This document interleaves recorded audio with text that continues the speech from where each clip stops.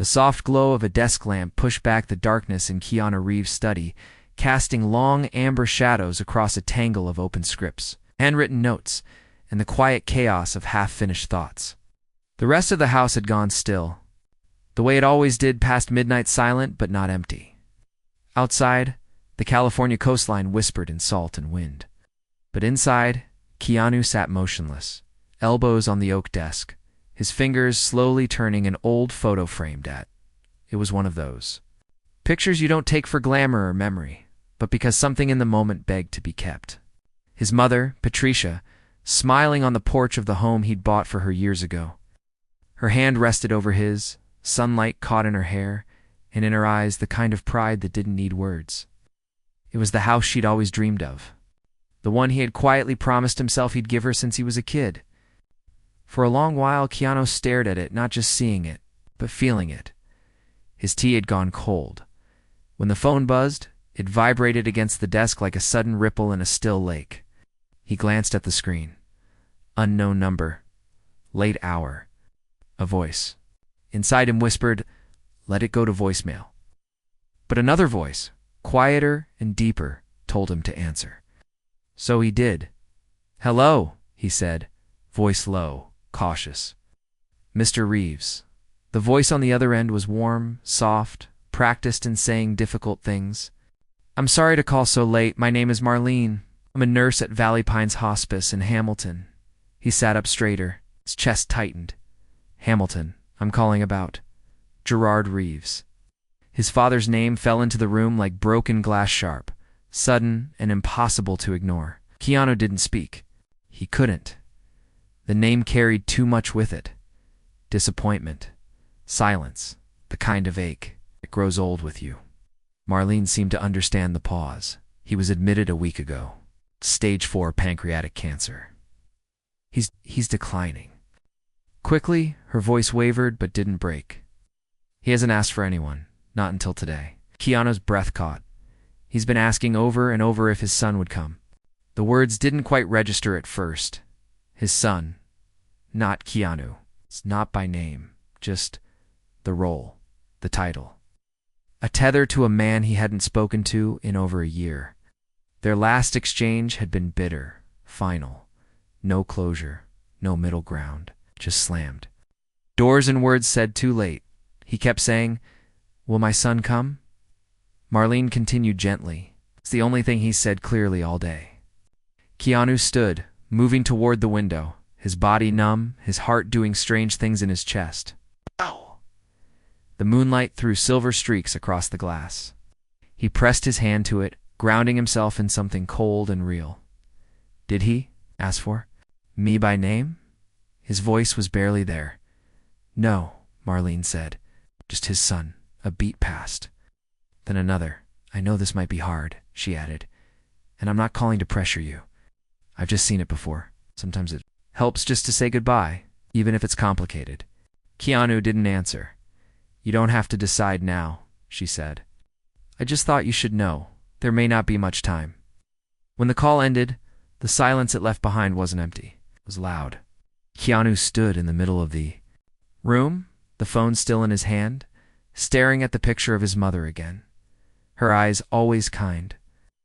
Always full of things she never said about Gerard. Then his gaze drifted to the far wall, a place once occupied by another photo. Older, smaller, yellowed with time. A boy sitting on a dusty porch beside a man who never looked at the camera. A man whose hand rested on the boy's shoulder like he wasn't sure how to hold anything. Gently. Keanu had taken that photo down years ago. It's too much history. Too much pain. But now the past wasn't knocking. It was calling from a hospice room. From the failing lungs of a man who had once called himself his father. He didn't know what he would do, only that the question had been asked, "Will my son come?" And that question would not let him go. The road stretched out before him like a question he wasn't ready to answer. Long curves carved through the hills of Northern California, where the coast disappeared and reappeared behind the fog. The black SUV moved steadily forward, its hum, a low murmur beneath Keanu's breath. His hands rested loose on his lap, but his knuckles were white. Every few miles, his gaze flicked toward the GP's 42 minutes. Then 38. Then 30-1. Each passing sign, each bend in the road, peeled away a layer of distance he'd built over decades. His father hadn't asked for him by name. That detail stuck to the inside of his ribs like splinters. "My son, that's all, Gerard," said not Keanu, not a man, just a title. But the weight of it. The weight made it hard to breathe. He hadn't planned on going, hadn't thought of Gerard in months, not without the dull sting of regret, or that sharp voice in his head saying, "Don't go looking for apologies in graveyards," but the silence. After the call had been unbearable, he sat up half the night, staring at the photo of his mother, then at the blank wall where another photo used to live. The boy on the porch, father beside him, two strangers sharing a name. He had told himself long ago that some doors don't need reopening, but some doors don't knock. They whisper, "Will my son come?" He had texted no one, told no one. Not his team, not his closest friends. This wasn't a press trip. There would be no headlines. This was something different, something raw, and it made him feel like he was 17. Again, just tall enough to look his father in the eyes, and just old enough to understand that the man had already left long before the door closed. Hawk circled above, as the road narrowed into pine-lined turns. He remembered a moment small, buried. He must have been 10. His bike had broken. The chain slipped, and he fell hard on the gravel, scraped his hands, bruised his chin. Gerard had been working on the car, cursing at a busted alternator. Keanu limped up, bike in tow, trying to hide the tears. Gerard didn't say a word, just took the bike, flipped it over, and in 10 quiet minutes had it running again. Didn't look at him, didn't scold him, just handed the bike back with grease-stained fingers and said, "Try again." No warmth. But no cruelty either. He hadn't thought of that moment in years. I wouldn't leave, as the miles disappeared. So did certainty. Would Gerard even remember him clearly? Was he lucid? Was this some desperate trick of a fading man's mind, or was there something real waiting at the end of this road? He leaned his head against the cool glass of the window and closed his eyes. And then it came another memory, not a quiet one. This one violent. He was 15. His mother had worked a double shift and came home late. Keanu had cooked dinner burnt. Pasta, watery sauce. Gerard had come in drunk, looked at the mess on the table, and laughed. Not cruel, but hollow. "This is what a man does?" he'd said, knocking the plate to the floor. Keanu hadn't answered. He just cleaned it up. Later that night, Patricia whispered, "You're already more of a man than he'll ever be." He never forgot that. And yet here he was, headed back toward the man who had once said, "I'm not your responsibility anymore." Ow. The hospice finally came into view as the sun broke through the clouds, a quiet building nestled between the hills and the woods. Aligned and humble, no fanfare, just the slow, steady pulse of a place built for endings. The car stopped. He didn't move at first. His hands trembled slightly in his lap. He hadn't noticed until then. The nurse Marlin stood by the door. Her expression was calm, soft, but steady. Not pity, not curiosity, just presence. It's a kind of presence that tells you she's seen what you're about to walk into 100 times before. "Mr. Reeves," she said gently, "he's awake." Keanu nodded once and stepped out.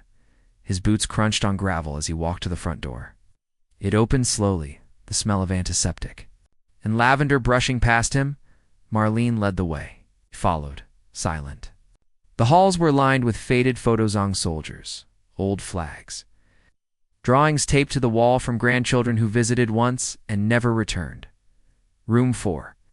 That was his door. Marlene paused before it. "He's been quiet most of the day," she said, "but when we mentioned you might come, She hesitated. He tried to sit up. Keanu's jaw tightened. He didn't know what that meant. "He's been waiting," she added. Then knocked softly and opened the door. The room was dim. Oxygen hissed softly in the corner. The bed looked too big for the man inside it. Gerard Reeves, once tall, broad, and distant, now looked almost childlike, sunken into the mattress. Eyes closed, chest rising in slow, uneven pulls. Keanu stood frozen. He hadn't seen that face in years. Not like this. A crucifix hung on the wall above the bed. A folded flag sat on the shelf. Sunlight broke through the window and landed in a golden strip across the floor. Gerard stirred, and then, the voice like broken stone, he rasped, "You." Keanu didn't move, didn't speak. Gerard opened his eyes. They were faded, but they found him. "I didn't think." He tried to say. The rest was breath. Keanu exhaled. Long, controlled. "I almost didn't," he answered, his voice low. No one said anything else for a while. The silence in that room was not awkward. It was sacred. It held every word they had never said, every wound, every question, every mischance. But still Keanu stayed. Not because he had to, not because he wanted to, because something inside him refused to leave. The silence stretched between them like a wire pulled too tight, fragile, trembling, ready to snap. Keanu stood just inside the doorway of room 4, the door half closed behind him. The scent of antiseptic, cedar, and faint lavender still lingered in the air, but it was the oxygen machine's steady hiss that filled the space like a metronome of borrowed time. Gerard Reeves lay there, a shadow of the man Keanu remembered, his breathing shallow, his chest rising in slow labor. Keanu hadn't expected this, not the frailty, not the helplessness, and certainly not the flicker of fear in his father's eyes. It unsettled him. The man who had once loomed like a storm cloud in every memory now looked like he could be swept away by a breeze. Gerard's fingers twitched on top of the blanket, his lips parting. "You're taller than I remember," he rasped with a weak smirk that didn't quite reach his eyes. Keanu didn't laugh. He didn't even smile. He moved slowly to the chair beside the bed and sat, not like a visitor, not like a son, more like a witness, one who had carried the weight of too many years without explanation. The space between them wasn't just air.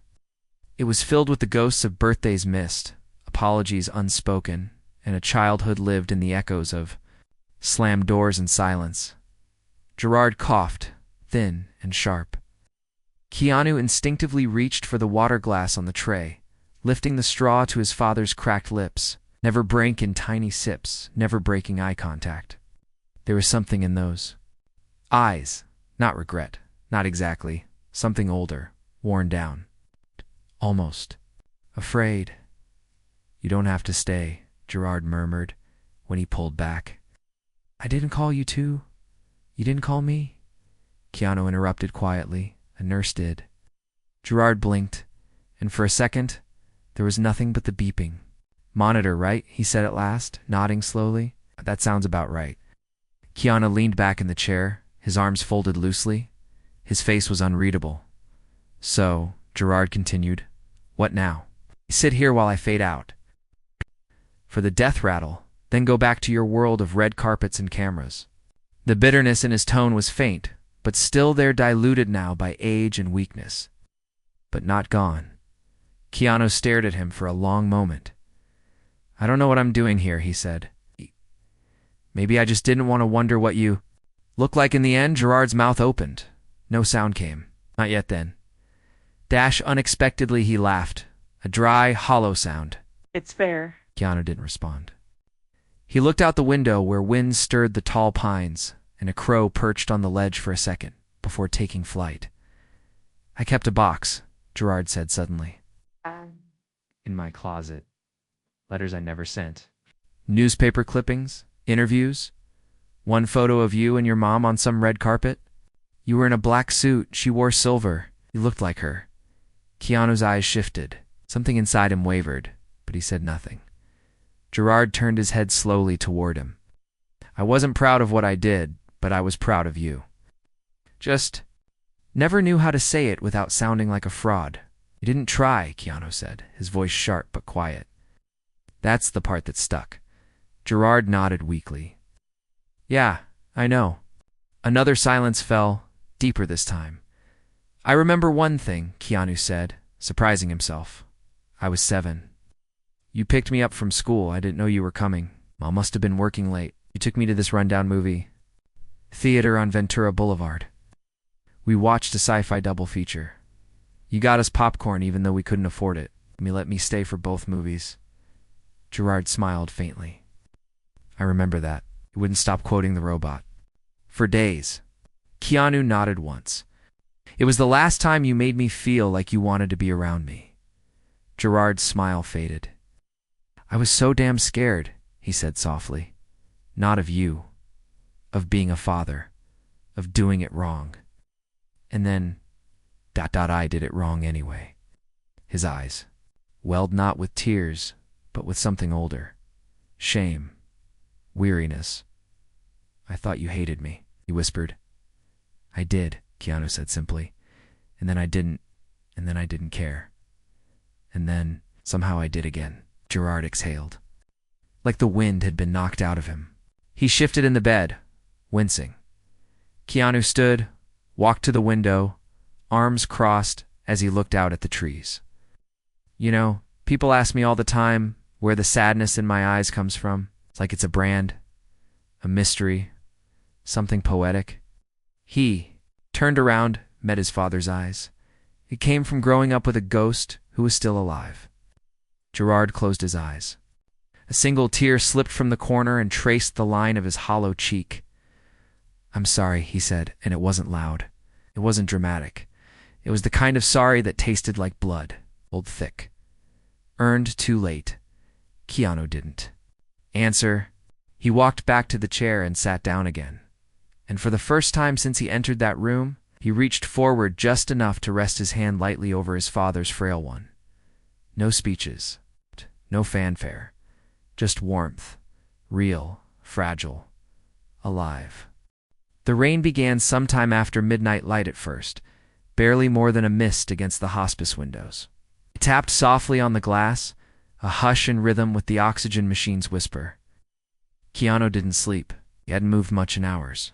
He sat in the same chair beside his father's bed, arms draped loosely over his knees, gaze fixed on the floor. There were no words left to exchange, not that night, not yet. Gerard had drifted into a half-sleep, his breath slow and uneven, as if each inhale came with its own set of negotiations. The monitors beeped quietly. The crucifix on the wall remained still, casting a thin shadow across the headboard. In the hallway, footsteps echoed occasionally, nurses doing their rounds, but inside room 4. Time had folded in on itself. Keanu leaned back and opened the leather journal he'd pulled from his bag earlier. The pages were worn, filled with things he never said out loud. His musings from long nights on set, thoughts he couldn't bring himself to voice, even with friends, and pages addressed to people who'd never received them. He flipped to a blank one, pen in hand, and paused. I didn't come for closure, he wrote slowly. I came because I couldn't let it end in silence. He stared at the words for a while before continuing. He doesn't look like the man I remember. He doesn't look like a man at all. Just a body, trying to stay here a little longer. But tonight, he said, sorry, not for everything. Not for the time he hit the wall instead of talking. Not for the nights he disappeared. But it was a start. And somehow, I didn't need more. He closed the journal and set it on the nightstand. Gerard stirred then, eyes fluttering open, unfocused at first. But when they found Keanu, something like recognition sparked. He tried to speak, but the words caught. Keanu stood and reached for the water again, helped him sip. You always had her hands, Gerard whispered. Your mother. Same calm, same grace. Keanu didn't reply. Gerard blinked slowly, each movement an effort. I didn't know how to hold on to that. It was too good for me. Keanu looked at him closely. She never hated you, he said after a moment. She never even raised her voice about you. But her silence said everything. Gerard's eyes closed. A faint tremor ran through his fingers. I used to imagine running into you, he whispered. At a grocery store or an airport. Someplace normal. I'd walk up and say something clever. You'd laugh. We'd talk. And I'd pretend I hadn't wasted all those years. You didn't waste them, Keanu said quietly. You used them to build a wall. Gerard turned his head slightly, and you asked, what did you use your pain for? Keanu's jaw tightened. He didn't answer right away, and finally he said, I learned how to stay. I learned how not to become you." The words weren't said with anger. They were said with precision. Clean. Honest. Gerard nodded, as if he already knew. Sometime around 3 in the morning, Father Ochiner slipped in. He didn't say much, just placed a warm hand on Gerard's shoulder and offered Keanu a gentle nod. "You staying?" he asked. Keanu nodded. "Until the end, he knows," the priest said, "even if he can't say it." When Ochiner left, Keanu turned off the overhead light. Only the bedside lamp remained, bathing the room in a soft golden pool. It made everything feel smaller, quieter, closer. Gerard coughed, and the sound scraped like gravel. "In the dresser," he said weakly, motioning toward the cabinet by the wall, top drawer. Keanu stood and opened it. Inside was a folded piece of paper, a worn photograph, and a small velvet pouch. He pulled out the photo first. It was him 8 years old, holding a paper cone of cotton candy. Beside him, crouched down, was Gerard smiling. Wow. Not the hard smile of a man faking it, but something real. It looked like joy. "You kept this?" Keanu asked. Gerard nodded. "All these years under my pillow," Gerard said. "Even when I drank, even when I hated myself." Keanu stared at it. He remembered the moment now. A trip to the zoo. A surprise visit. They had fed the goats, laughed at the monkeys. That night, he'd fallen asleep thinking maybe his dad was trying. Maybe he had been. The back of the photo had 6 words in thick handwriting. "Best day we ever had." Dad Keanu folded the photo carefully and returned to the chair. He said nothing. There was nothing to say. Gerard reached out suddenly, weak fingers brushing against his son's wrist. "Did I matter at all?" he asked. The question pierced Keanu in a place he hadn't touched in years. Anger, deeper than the ache. He reached out and took his father's hand. Not as a child seeking something. Not as a man giving forgiveness. But as a human being holding another human being through the final stretch of regret. "You did," he said, "just not in the way you thought." The rain outside deepened, turning the windows into blurred mosaics of moving light. In the stillness of room 4, Keanu held his father's hand until the trembling stopped, and for the first time in a long time, the silence between them didn't feel empty. It felt full. The morning came slow and reluctant, slipping through the blinds in pale slivers of light that barely warmed the hospice room. Outside, the sky was still gray, still undecided. Birds chirped once or twice, and then went quiet, like they too sensed the heaviness pressing through the glass. Keanu hadn't left. He hadn't slept either. He'd stayed seated all night, spine curved slightly forward, one hand resting loosely on his father's. His eyes were red but dry. His body ached. But he didn't move. He wasn't waiting for peace, wasn't expecting clarity. He just refused to leave until this ending belonged to no one else. Gerard's chest rose and fell with labored rhythm. A nurse had come in around dawn to adjust the oxygen flow and gently change the bedding. Keanu had stepped into the hallway. For a moment, just long enough to splash cold water on his face, just long enough to breathe. But as soon as he did, he felt at the pull, that old tug of abandonment. The one that said, "Don't let anyone die alone, even if they let you grow up that way." When he stepped back into the room, Marlena was adjusting the drip bag, her eyes flicking to Keanu with quiet understanding. "He's stable," she said softly, "but it won't last long. Hours, maybe less." Keanu nodded, numb. "He asked for you again while you were gone," she added. His words didn't make much sense, but you were in them. Keanu sat back down, the silence folding around them, like a worn blanket. He glanced toward the photo now tucked into the corner of the nightstand, the one with the cotton candy. The zoo, the young boy who still believed that one good day might turn into many. Gerard stirred, eyelids fluttering. "You stayed," he rasped, voice as thin as breath. "I didn't think you would." Keanu leaned forward, elbows on his knees, eyes steady. "I didn't come to forgive you," he said, "and I didn't come for a speech. I came because I couldn't carry the weight of silence anymore." Gerard blinked, absorbing the words. "I was always proud of you," he said slowly.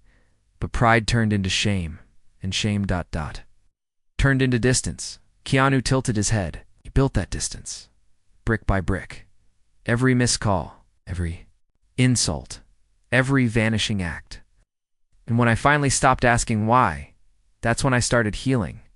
Gerard winced slightly, not from pain, but from truth. Then why come back? He asked. Why sit with a man who failed you? Keanu looked at his father, really looked at him. The sun had begun to break through the clouds outside, casting faint lines of gold across the foot of the bed, because part of me still remembers, he said. Still remembers the man who defended me when I got bullied. It's the man who built me a treehouse in the middle of the night after a fight with Mom. The man who tried, even if it didn't last. Gerard's voice was a whisper now. Think that makes up for everything? No, Keanu said. It doesn't, but it means you weren't a ghost all the time. And maybe, just maybe, I can carry that part with me instead of the rest. Gerard turned his head slowly. There were nights, he said, when I would sit in a motel room watching your films. Not for the action, not for the fame. Because I saw something in your eyes. Keanu looked away. What did you see? He asked after a moment. Wait, Gerard said. A sadness, a question. Like you were still waiting for someone to explain why they left. A long silence. Then, Keanu whispered, I was. Gerard reached slowly beneath his pillow and pulled out a folded piece of paper. He held it toward his son with trembling hands. Keanu took it carefully and unfolded it. It was a letter, short, handwritten. The paper smelled like cologne and old wood. I don't know how to be the father you needed. I only knew how to run. If you're reading this, it means I finally stayed in one place long enough to face what I broke. I love you, Keanu. I always did. Just didn't love myself enough to prove it. Keanu's eyes didn't leave the paper for a long time. You wrote this before I came, he said. Gerard nodded. Why didn't you send it? It would be too late, Gerard said. Keanu folded the letter carefully and placed it on the table beside the journal. It is too late, he said. But I'm here anyway. The moment hung between them, raw and brutal and strangely beautiful. A few minutes later, Marlene returned. There's someone here who wanted to see you both, she said quietly. Keanu furrowed his brow. Who? Father. Akinor stepped in behind her. But beside him was a woman older, with silver hair and tired eyes. She clutched something in her hands. Something wrapped in fabric. Marlene turned to Keanu. This is Eva. She was with Gerard during his rehab years. She reached out when she heard. Keanu looked to Gerard. His father smiled faintly, as if the last piece of a broken puzzle had been laid into place. Eva approached the bed and gently placed the wrapped object on Gerard's lap. Inside was a small wooden box carved by hand. He made this for you, she said, turning to Keanu. Years ago, in one of the better stretches. Keanu opened the box slowly. Inside was a small compass, old brass, a little tarnished, but engraved on the back were 5 words. May you never feel lost. Keanu swallowed hard. His father closed his eyes, exhausted. No more words came, just a slow, steady breath and the peace of someone who had finally spoken everything he could.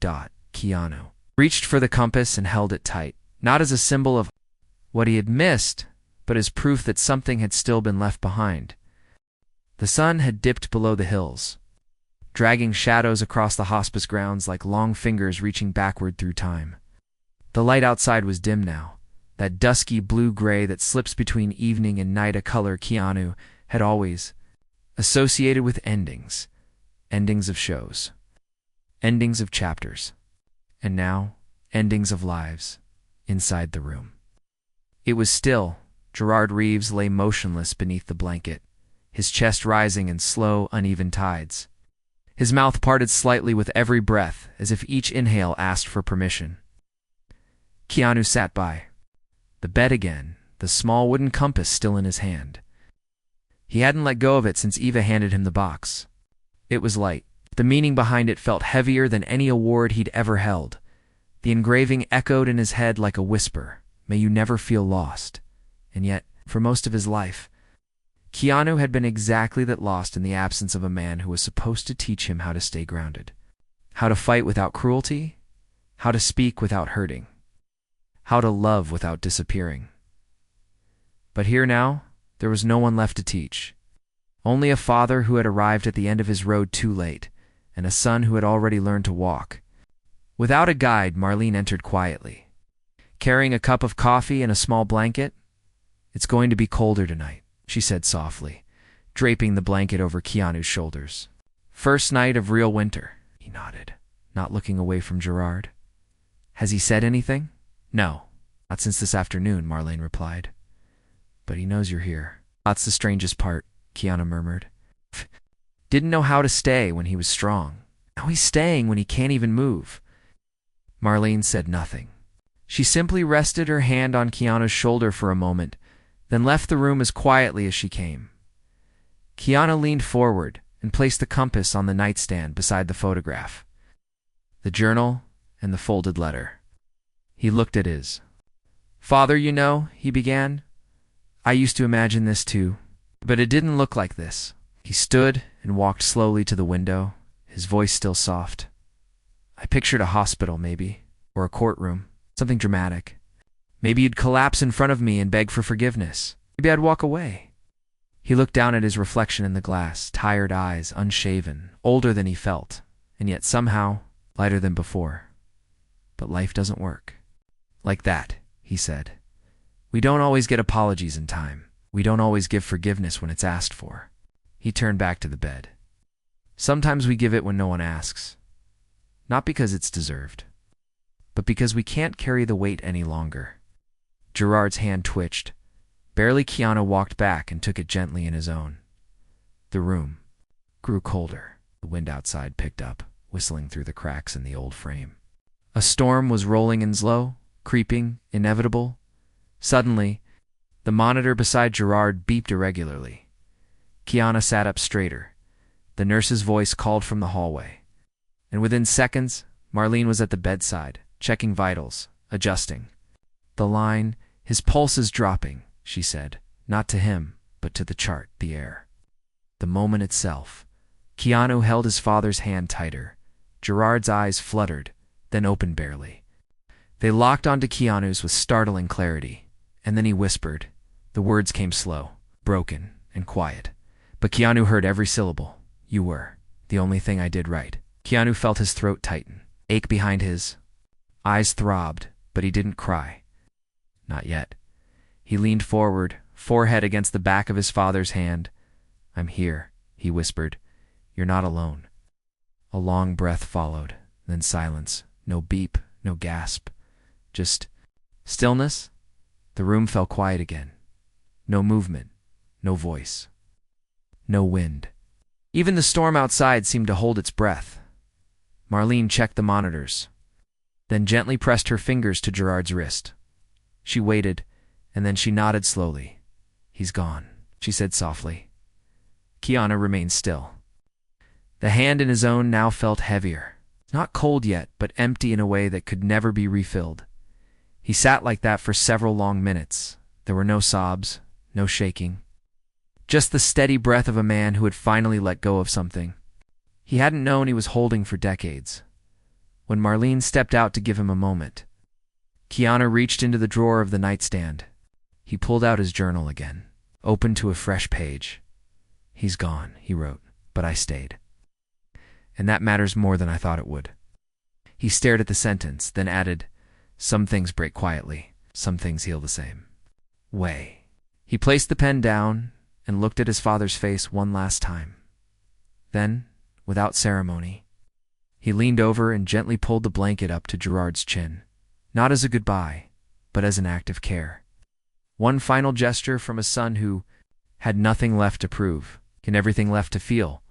The window rattled lightly in the wind, but inside room 4, everything was finally still.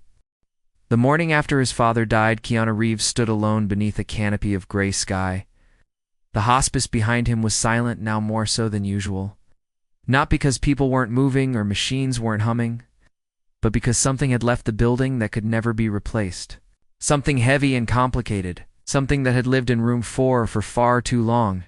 His hand was wrapped around the wooden compass worm from his palm, even though the air was cold.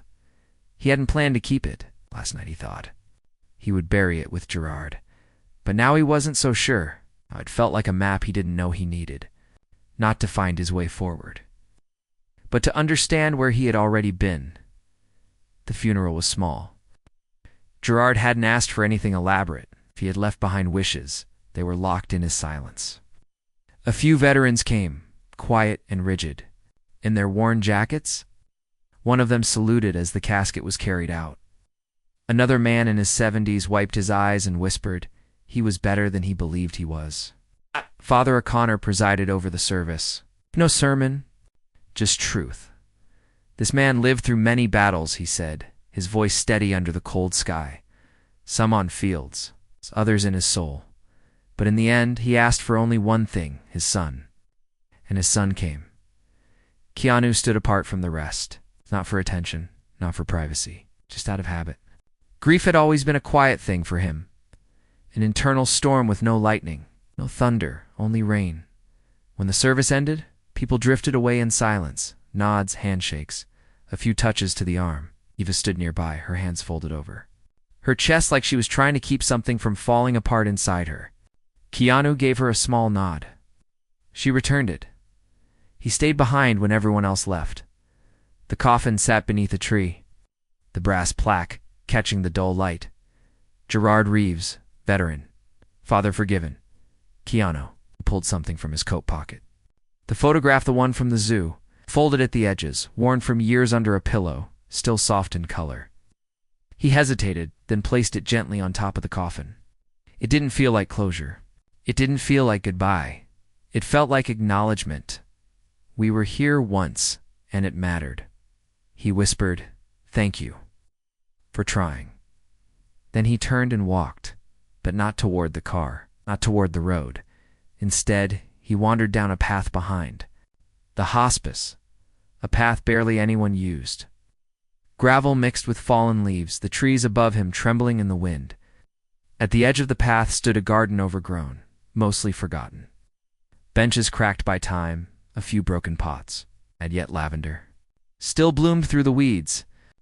A little life, stubborn against the ruin. He sat on the bench. Father O'Connor found him there a few minutes later, said nothing, just sat beside him. After a while, Keanu spoke. "Do you think he was at peace?" The priest looked straight ahead. "I think he found a moment of it, because of you. He never said he was proud of me, not clearly. No," the priest agreed, "but he never stopped talking about you, not to me, not to himself." Keanu looked down at his hands. "It hurts, not just that he's gone, but that we didn't get more time after we finally got it right." Father O'Connor nodded slowly. "Some stories don't need long endings, just honest ones." The wind shifted. Something about it felt clean. Not warm, but not bitter either. Keanu took a slow breath. "When I was younger," he said, "I thought forgiving him would make me weak. Like it would erase what he did, what he didn't do. But now," he paused, eyes on the sky. "Now I think it's what made me strong enough to sit there while he slipped away." Father O'Connor smiled gently. "That's grace." Keanu nodded. After a moment, he reached into his coat again and pulled out his journal. He flipped to a blank page, then wrote, "Forgiveness doesn't erase the pain. It just keeps it from becoming your home." He stared at the sentence, then underlined it. When he closed the journal, he felt the compass in his pocket shift. "May you never feel lost." He rose from the bench, tucked the journal under his arm, and turned toward the trail. Father O'Connor didn't follow. He simply watched, hands folded in his lap. As Keanu disappeared into the trees, later that night, Keanu arrived home in Los Angeles. The house was quiet, but not empty. This time, the silence didn't echo. It settled. It breathed. He walked into the living room and pulled out the photograph again, the boy and the father at the zoo. This time, he pinned it to the wall above his writing desk. Not to glorify. Not to forget. Just to remember that even one real day can be enough. He sat down, poured himself tea, opened the journal one last time and wrote, I didn't get the father I wanted, but in the end, I saw the man he once hoped to be, and somehow that was enough. He closed the journal. Outside the wind had calmed, the stars were faint. Moon was low, and for the first time in a long time, Keanu Reeves didn't feel like he was carrying someone else's absence. He felt whole.